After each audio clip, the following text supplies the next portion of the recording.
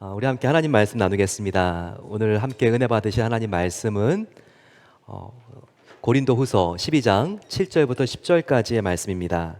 고린도후서 12장 7절부터 10절까지의 말씀, 저와 함께 한 절씩 교독하겠습니다. 여러 계시를 받은 것이 지극히 크므로 너무 자만하지 않게 하시려고 내 육체의 가시 곧 사탄의 사자를 주셨으니 이는 나를 쳐서 너무 자만하지 않게 하려 하심이라. 이것이 내게서 떠나가게 하기 위하여 내가 3번 주께 간구하였더니 나에게 이르시기를 내 은혜가 내게 족하도다. 이는 내 능력이 약한 데서 온전하여짐이라 하신지라. 그러므로 도리어 크게 기뻐함으로 나의 여러 약한 것들에 대하여 자랑하리니 이는 그리스도의 능력이 내게 머물게 하려 함이라. 그러므로 내가 그리스도를 위하여 약한 것들과 능욕과 궁핍과 박해와 공고를 기뻐하노니 이는 내가 약한 그때의 강함이라. 아멘. 오늘은 추수감사 주일입니다. 여러분들은 어떤 감사의 제목을 가지고 오늘 이 자리에 나왔습니까? 어떤 분들을 보게 되면 올해는 특별히 감사할 제목이 더 많았다 이렇게 생각하시는 분들도 있을 것 같습니다. 하지만 어떤 분들은 고개를 흔들면서 감사란 무슨 감사, 올해 같은 해가 다시 올까 두렵다, 이런 마음이 있으신 분들도 계실 것 같습니다. 하지만 잘 생각해 보아야 합니다. 인생은 해석이기 때문입니다. 렌즈도 오목 렌즈와 블록 렌즈가 있고 그리고 근시 안경, 원시 안경에 따라서 완전히 다르게 보입니다. 우리가 어떤 렌즈로 인생을 바라보느냐가 바로 해석을 180도 완전히 바꿀 수가 있습니다. 같은 일을 신앙의 렌즈, 믿음의 렌즈로 우리가 항상 바라보는 습관이 있어야 합니다. 그러면 가장 불행해 보이는 사건도 실은 그 안에 감사의 제목이 참 이 안에 넘쳐났구나, 이것을 우리가 깨닫게 됩니다. 올해가 참 어떤 해보다 힘들고 외롭고 어려울 수 있습니다. 우리들 중에서는 올해 사랑하는 가족을 먼저 천국으로 보낸 그런 성도님들도 계시죠. 오늘 찬양한 분들 중에서는요, 항암 치료를 또 받으신 분도 계십니다.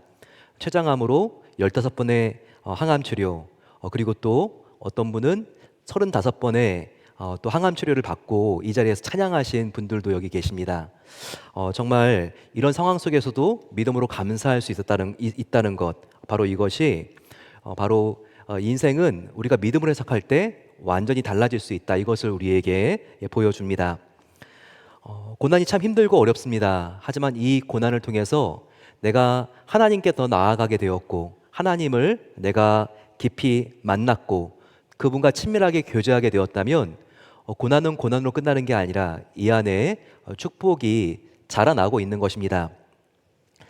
감사는 2가지 종류가 있다고 합니다. 하나는 뭐뭐 때문에, because of, 뭐뭐 때문에 하는 감사. 또 하나는 바로 그럼에도 불구하고의 감사입니다. 물론 무엇 때문에 감사하는 것도 너무나 소중하고 중요하죠. 하지만 하나님께서 더 기쁘시게 받으시는 감사는 그럼에도 감사하는 것입니다. 올해 추수감사절은 질병에 걸리지 않고 내가 건강하기 때문에, 그리고 자녀가 문제가 없고 자녀가 잘 되었기 때문에, 경제적으로 염려가 없고 재산이 늘었기 때문에, 이렇게 뭐뭐 때문에 감사하기보다는 그런 점은 다른 해보다 조금 부족했어도 오히려 그럼에도 불구하고 이 일 때문에 내가 살아계신 하나님을 깊이 알게 되었고, 그리고 그분과 친밀하게 교제하게 되었다는 이 사실 때문에 감사하는 성숙한 감사절이 되시기를 소망합니다. 이처럼 감사할 수 없는 상황에서 그럼에도 감사할 수 있었던 모범을 우리에게 보여준 사람이 있습니다. 바로 사도 바울입니다. 사도 바울은 육체적, 정신적으로 우리가 상상할 수 없는 고통 속에 살았습니다. 얼마나 힘들고 어려웠는지 그가 고린도 교회에 보낸 편지를 보게 되면 우리가 이것을 엿볼 수 있습니다. 고린도후서 1장 9절을 한번 보세요. 바울이 말합니다. 우리가 당한 환난을 너희가 모르기를 원하지 아니하노니 힘에 겹도록 심한 고난을 당하여 살 소망까지 끊어지고 우리는 우리 자신이 사형 선고를 받은 줄 알았으니 이는 우리로 자기를 의지하지 말고 오직 죽은 자를 다시 살리시는 하나님만 의지하게 하심이라 라고 말하고 있습니다. 사도 바울이 얼마나 힘들고 어려웠는지 살 소망이 다 끊어져 버리고 사형 선고를 언도받은 것과 같은 느낌이었다는 거예요. 정말 이렇게 힘들고 어렵고 고단함의 연속이 바로 바울의 삶이었다는 겁니다. 하지만 돌아보니 바울이 이 고난의 목적과 이유가 없는 것이 아니라는 것을 알게 되었습니다. 분명한 목적이 있는 것을 깨닫게 되었는데 바로 이 고난을 통해서 하나님이 자기에게 배우기를 원했던 바로 그 목적은 자기를 의지하지 말고 오직 죽은 자를 다시 살리시는 하나님만 의지하게 하시려는데 바로 이 고난의 목적이 있었다는 겁니다. 나를 의지하지 말고 하나님만 의지하게 하시려는 것이 하나님이 고난을 허락하신 목적이라는 것을 그가 깨달았다는 거예요. 사랑하는 성도 여러분, 사도 바울이 이 고난의 이유와 목적을 발견한 것이 얼마나 놀랍고 위대합니까? 그래서 우리도 고난이 오게 되면요, 왜 이런 고난이 하필이면 나에게 온 거지? 하나님이 이런 고난으로부터 나를 막아주지 못할 만큼 무능력하신가? 이런 고난이 그냥 나에게 닥칠 만큼 하나님은 나에게 무관심하신가? 우리가 이렇게 의아해하거나 의심하면 안 된다는 겁니다. 그보다는 이렇게 생각할 수 있어야 된다는 겁니다. 아직은 그분의 뜻을 다 이해할 수 없어. 하지만 하나님께서 당신의 마음도 아프시지만 이런 고난을 허락하신 걸 보니 이 과정을 통해 내가 더욱더 하나님만 의지하게 하시려는 선한 목적이 이 안에 있구나. 우리가 이것을 깨닫고 마음을 정할 수 있어야 한다는 겁니다. 고난이 절대 무의미와 허무와 후회로만 끝나는 것이 아니라 반드시 그 안에 이유와 목적이 있다는 것, 바로 이것을 우리가 깨달을 수 있어야 한다는 거예요. 특별히 사도 바울은요, 건강상에 또 정신상에 아주 심각한 문제가 있었습니다. 성경과 여러 전승들에 따르게 되면 바울은 과로를 풀지 못하고 계속 사역에 전념하고 몰두한 나머지 순교하기 직전까지 아주 심각한 여러 가지 질병들에 시달렸다고 합니다. 이 질병이 무엇이었을까요? 7절을 보게 되면 힌트가 나와 있는데 바울은 바로 이 질병을 내 몸의 가시라고 표현하고 있습니다. 성경을 연구하는 학자들은요, 이 가시를 고질적인 안과적인 질환이라고 생각을 하고 추정을 하기도 합니다. 그 근거가 갈라디아서에 몇 군데 나옵니다.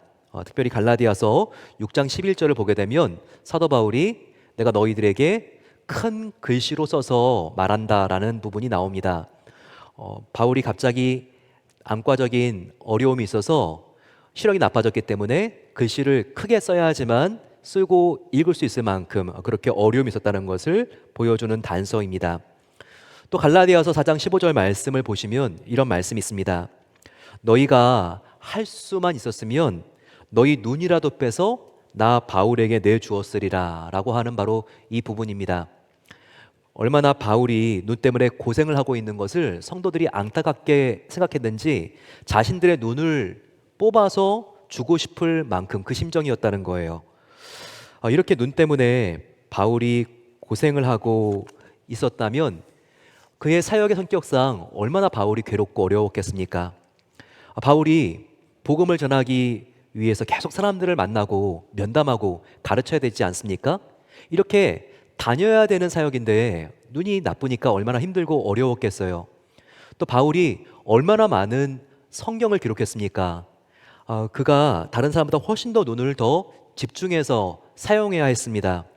그러니 고질적인 이 안질이 있었으면 얼마나 힘들었을까요?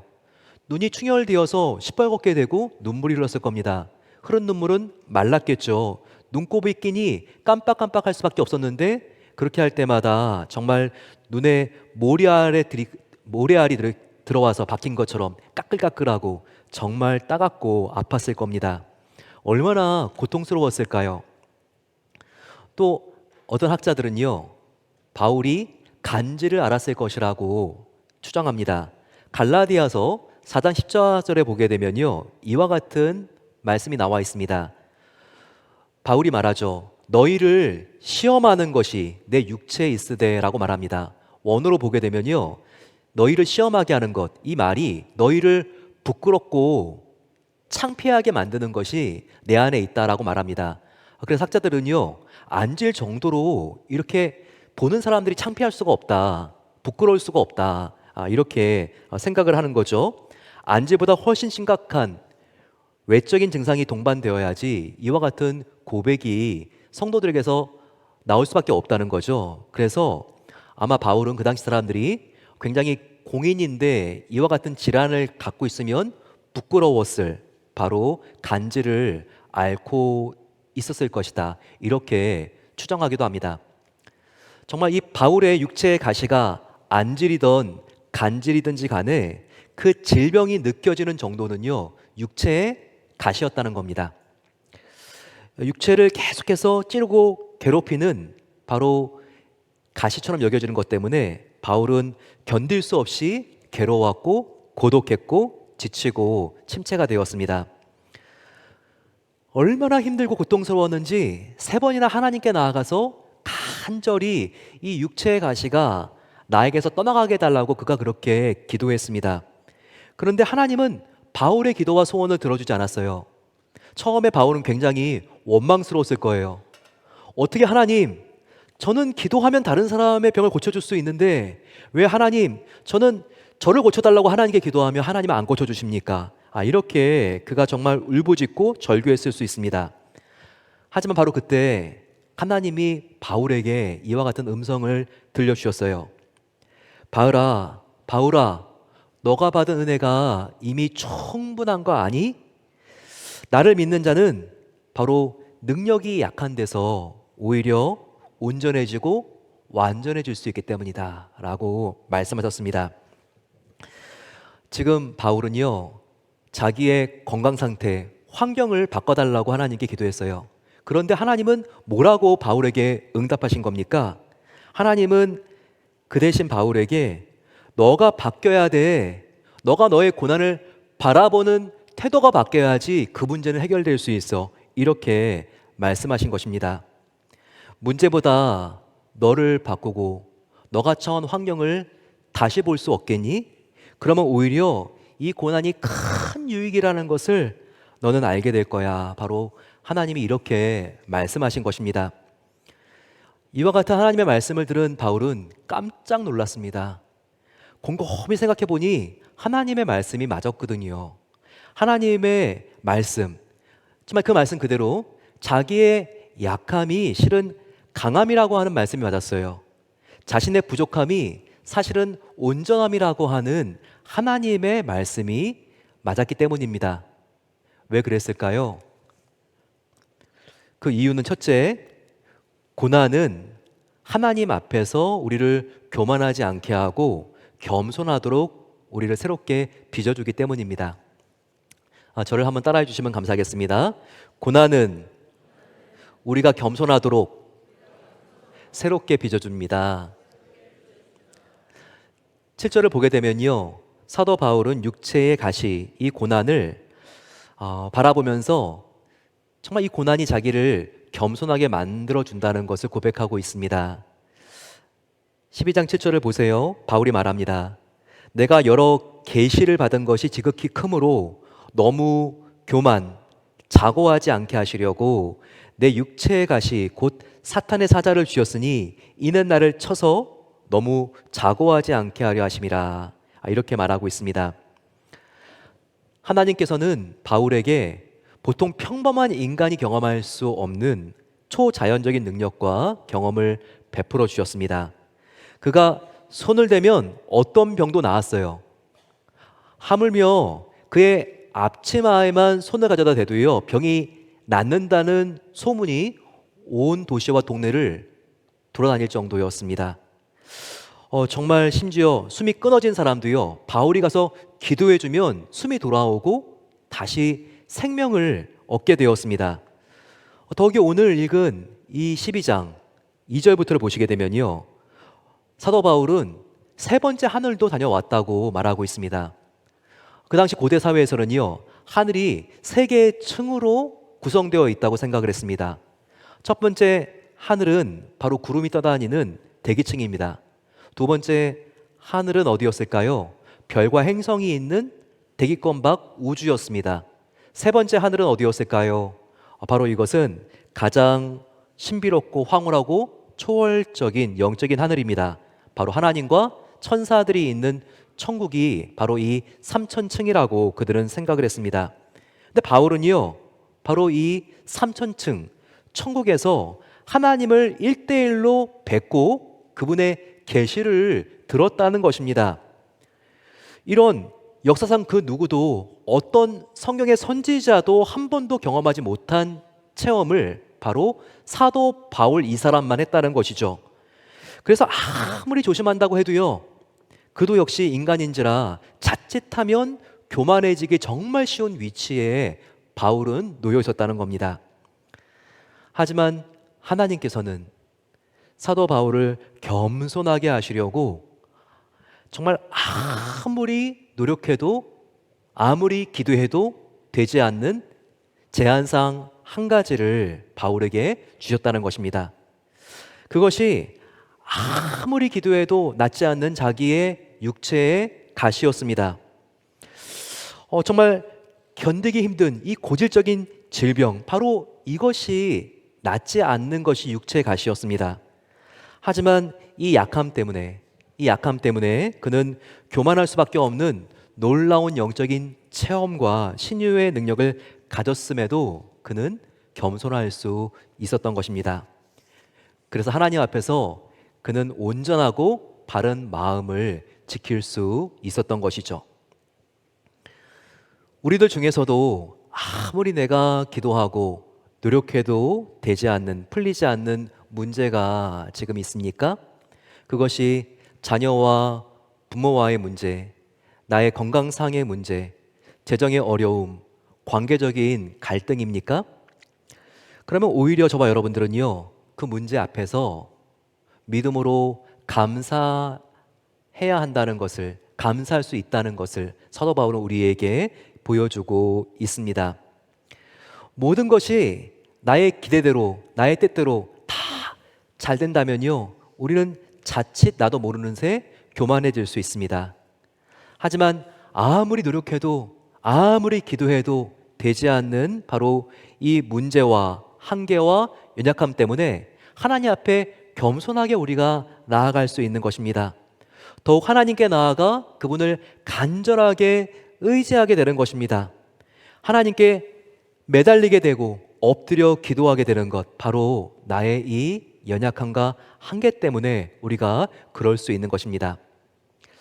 그러니 나의 가시가 비록 나를 아프게 하고 좌절하게 만들고 낙심과 절망하게 만들 수 있습니다.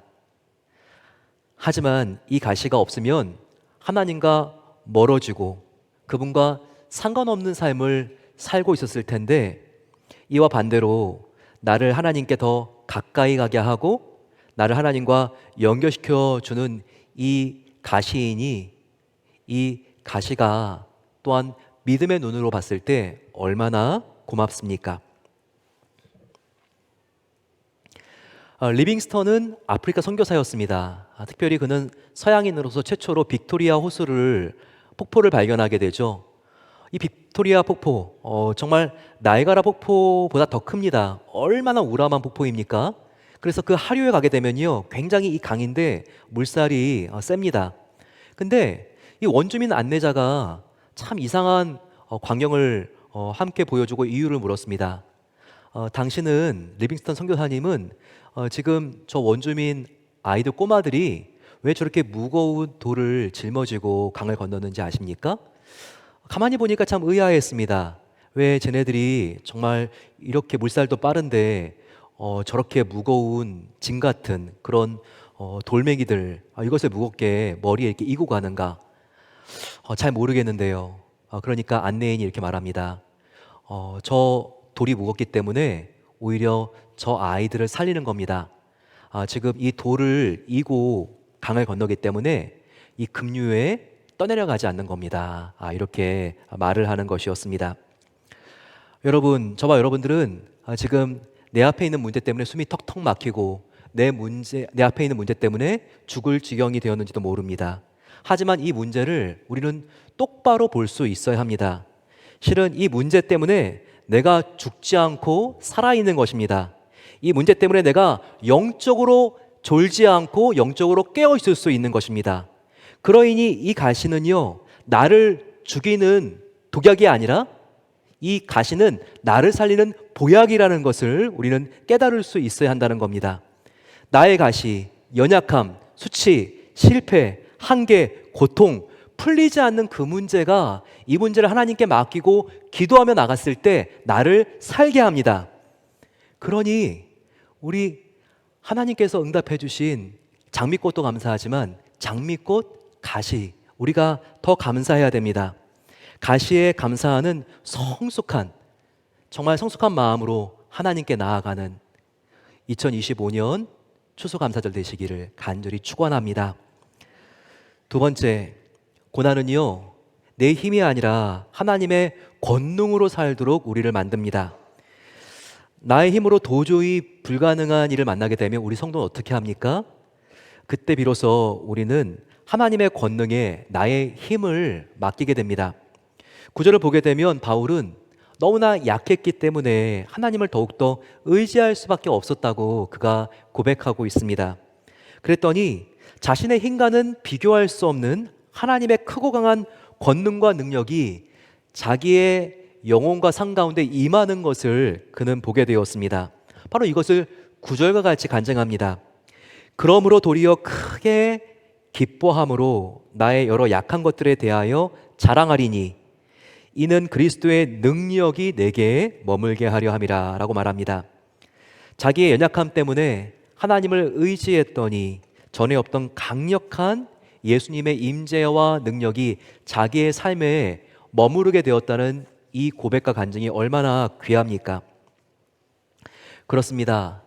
전능하신 하나님께 기대는 그 순간부터 이제 나의 힘으로 사는 것이 아닙니다.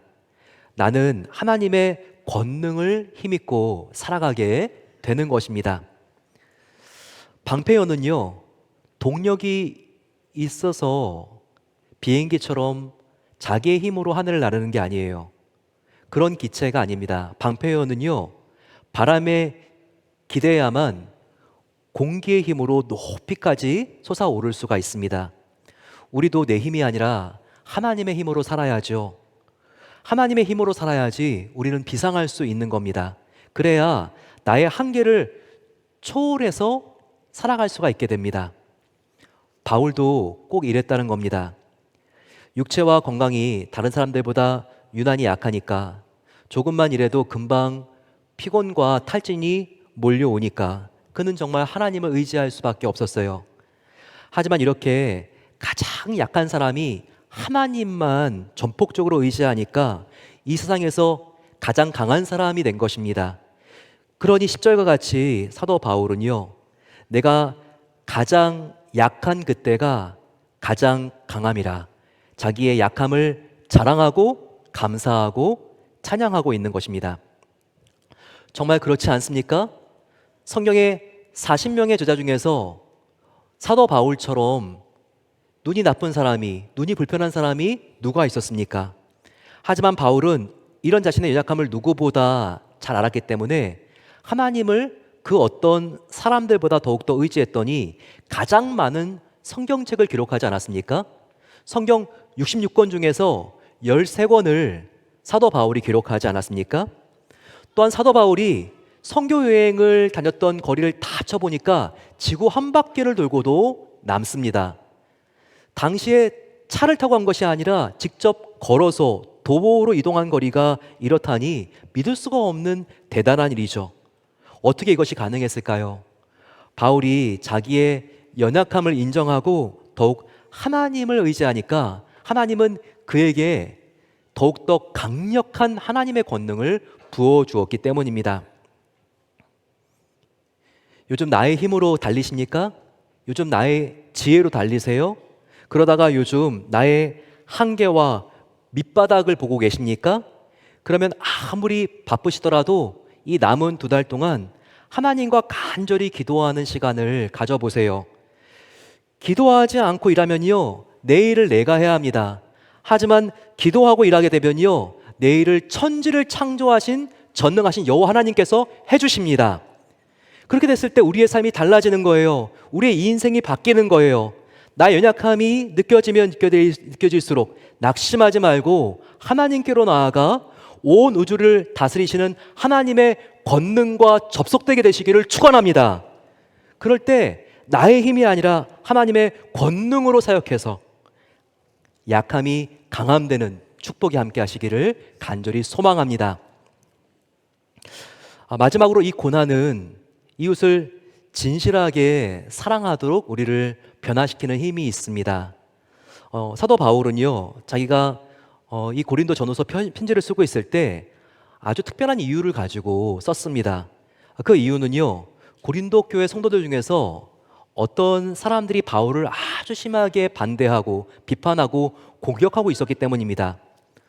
하지만 성경을 보았을 때요, 거기에 대해서 사도 바울은 해명도 못하고 오해만 받고 있었습니다. 계속해서 일방적으로 궁지에 몰리고 있었습니다.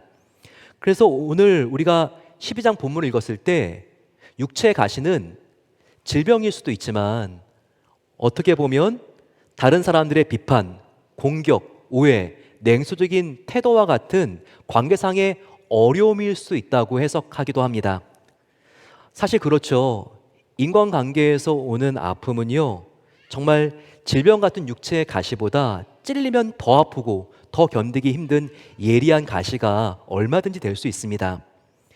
그런데 사도 바울은 자신을 공격하고 맹비난하는 고린도 교회 성도들을 향해서 놀라운 고백을 하고 있습니다.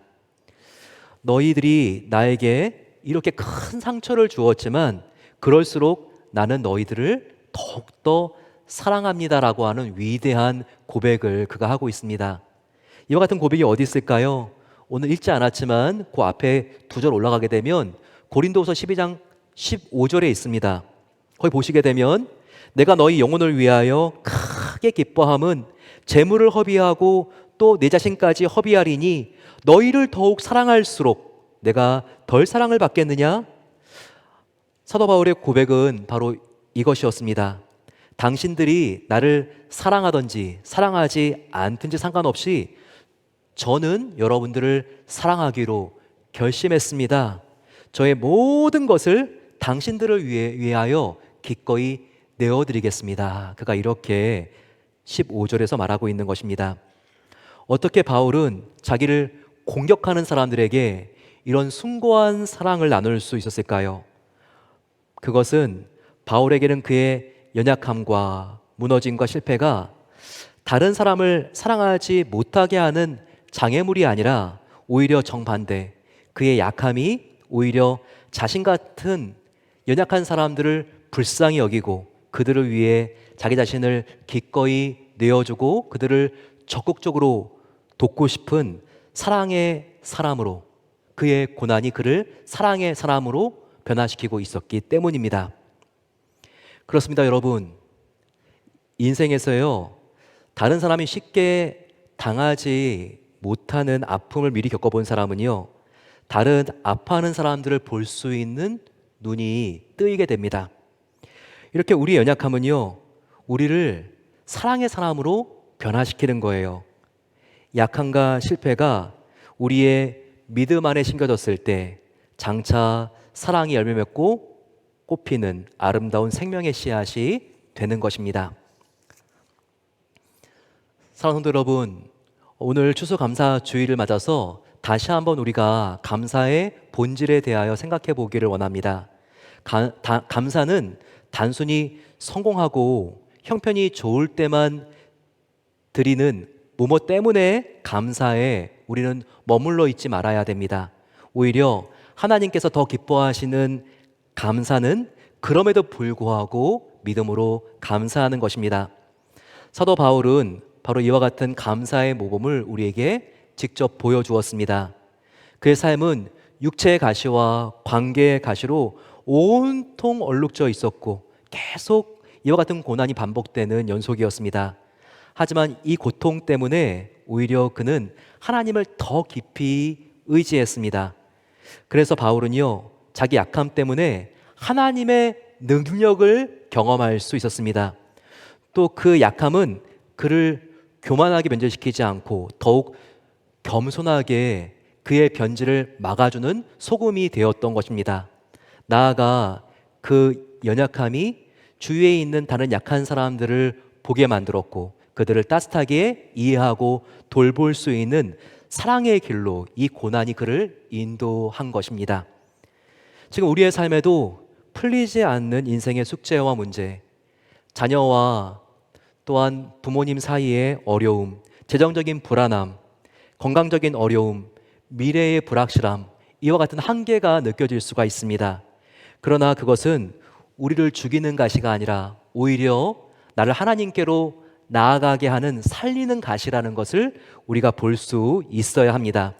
그 가시는 나를 더욱더 겸손하게 만들고 나를 나의 힘이 아니라 하나님의 능력으로 살게 만들며 나를 진정한 하나님 기뻐하시는 사랑의 사람으로 변화시킵니다. 이 가시야말로 나의 약함을 강함으로 나의 부족함을 부유함으로 변화시키는 놀라운 하나님의 은총입니다.